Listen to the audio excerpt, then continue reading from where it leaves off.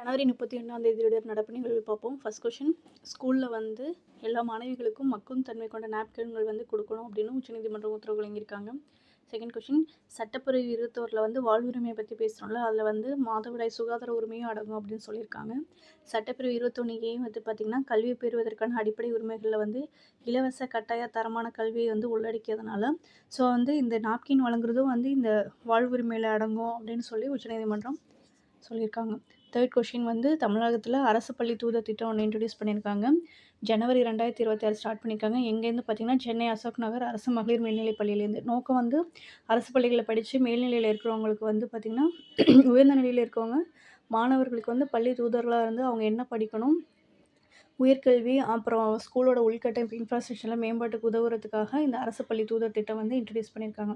ஏற்கனவே வந்து விழுதுகள் திட்டம் இருக்குது. போன வருஷம் ஜான்வரி 2025 ஸ்டார்ட் பண்ணியிருக்காங்க. அந்த செயலியில் வந்து பார்த்திங்கன்னா முன்னாள் மாணவர்கள்லாம் இருப்பாங்க. அவங்க வந்து இப்போ படிக்கிற மாணவர்களுக்கு வழிகாட்டியாக இருக்கிறதுக்காக இந்த விழுதுகள் திட்டம் இருக்குது. ஃபிஃப்த்து கொஷின், மகாத்மா காந்தியோட நினைவு தினம் வந்து ஜனவரி 30. அது வந்து தியாகிகள் தினமாக நம்ம கடைப்பிடிச்சிட்ருக்கோம். சிக்ஸ்த்து வந்து ஆஸ்திரேலியா ஓப்பன் கலப்பிரட்டையர் பிரிவில் வந்து யார் சாம்பியன்னா ஒலிவியா காடேக்கியும் ஜான் பியர்ஸும். செவன்த் கொஷின், தேசிய சீனியர் மகளிர் கபடி சாம்பியன் வந்து ஹரியானா அணி.